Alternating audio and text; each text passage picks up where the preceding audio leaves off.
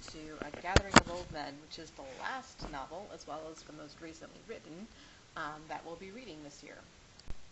So first, a little bit of background about the author, Ernest Gaines. So Ernest Gaines had an interesting life. He was born to a sharecropping family on a plantation in South Louisiana in 1933.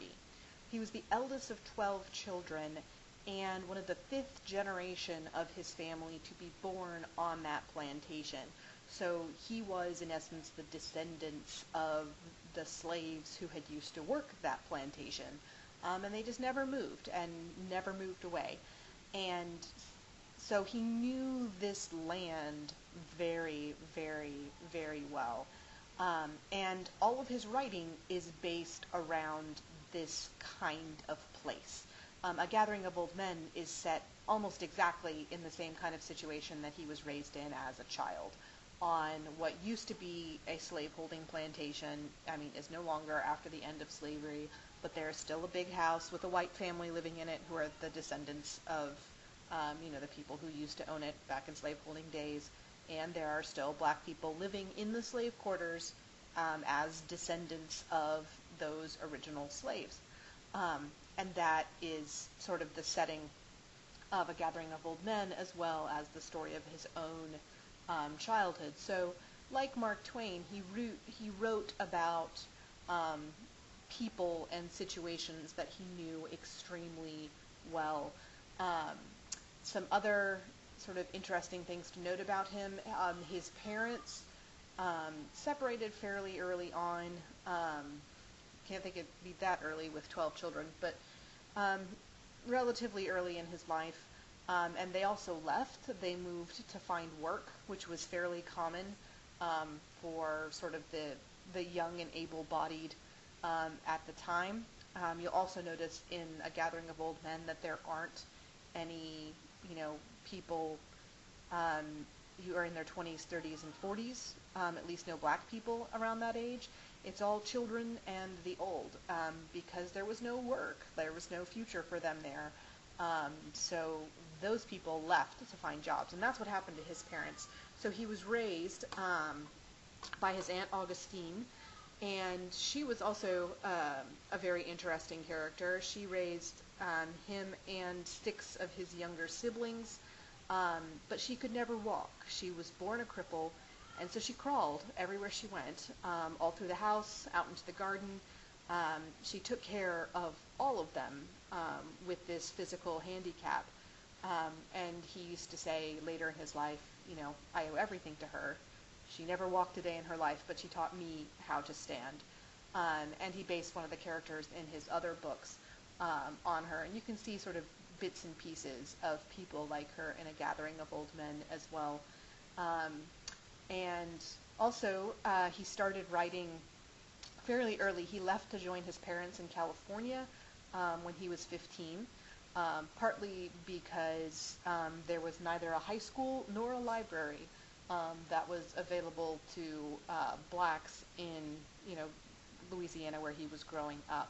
And so they wanted him to have that opportunity. So he rejoined his parents, who were working in California, and that is where he started to get interested in being an author. He wrote his first draft of his first novel when he was 16 and 17 years old, while he was babysitting his youngest brother. So all of you who have to babysit your younger siblings, get to writing your first novel. No excuses. It was a while before that first novel was turned into a published book, but that he did get started very young and sort of has spent his whole life in his career as an author. So we already talked a little bit about how A Gathering of Old Men is set in a place very like the one that Ernest Gaines himself grew up in. It's a plantation in South Louisiana that is no longer, the old slave-owning plantation, but has sort of the last remnants of it left. And there's the big house, which is the white family's house, and the quarters, which would be the slave quarters where the slaves live. And I can tell you that these slave quarter houses really were used as residences well into the 70s and even the 80s, the 1970s and 1980s, because I saw some of them. I went to graduate school at LSU, which makes a cameo appearance sort of in the middle of the book, so you can keep an eye out for that. And while I was there, I visited some of these plantations, and if you go into these old slave quarters, they date back to, the 1840s, 1850s, but they're wallpapered, they're wired for electricity, they were clearly lived in until the last 20 or 30 years before they were finally abandoned and sort of turned into historical monuments. And this is also, because it's set in southern Louisiana, there are specific sort of dialect characteristics that you'll see here that'll be different from what you see in Huck Finn. Obviously, a lot more French. You'll also they'll talk about the Gary, which you can look at those houses on the slave quarters, is that sort of front patio area that they all have to sit on. An important word that you'll also need to know is parrain. That's the French word that means godfather. And the relationship of godfather is very important sort of culturally in Louisiana. So there are some sort of interesting things that you can pay attention to that are very specific to South Louisiana. You won't hear these words or phrases used anywhere else. And in time, it's important to note that this is set in the late 1970s. So not only is slavery in the past, but the civil rights movement has happened, and even that is 10, maybe 15 years in the past at this point. So what's interesting about that is that these old men, in remembering the times of their youth, are looking back at a life that is gone. Not just the life on the plantation, but the segregated South, the Jim Crow South, is also dying with that plantation life. So it's the old men reckoning not just with the death of, their sort of farming way of life that they have, but the death of this whole social system that had caused them so much pain, but it is still sticking with them, but the young are leaving it behind. They don't have the same sort of history that these old men have. And so the old men are trying to figure out how to deal with the fact that the young don't have those same experiences and don't look at life the same way and are moving into and creating sort of a new society for them. So that's important to keep in mind. And when you look at characters, there are two basic characters that make up the cast in this novel. There are the white characters and the black characters. But what's interesting is that they are not merely monolithic groups. They each have their own sets of divisions within them, and so they each have their own sort of sets of relationships, and there's no one set that is the enemy. And for a while you think there is. You think, like, these guys are going to be the bad guys. But even the bad guys turn out to be complicated and turn out to have sort of divisions within them that you wouldn't have suspected. So that's one thing that Ernest Gaines does very well, is he sort of makes you think, like, oh, this is a story about white people versus black people, and then it's not. And then it's a story like, oh, well, it's about the good guys versus just one group of bad guys. And then again, it turns out not to be that either. So he's very good at sort of complicating whatever sort of oppositional dynamics you might try to set up. So, for instance, the white characters are divided into sort of the educated, liberal white characters. Like, these are the people who, if they don't have a lot of money now, at least their families have been educated and genteel for a long time. These are the people who live in those big white houses with the pillars.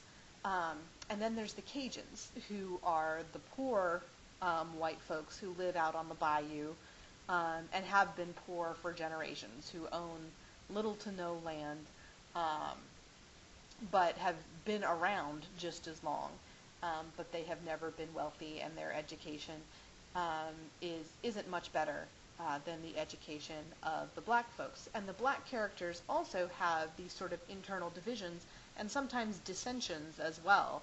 Um, they fight against each other. The women and the men are very clearly separated, and sometimes the men have to try and push the women out of the way, and the women try to keep the men from doing what they think is foolish. There's division between children and the old. Now, I said that the children and the old are all that's left in the quarters, and that's basically true. The elderly are taking care of the children who are left behind. But also, in that that sort of middle generation is gone, isn't there, and their absence is felt, because without them, that this community has to die.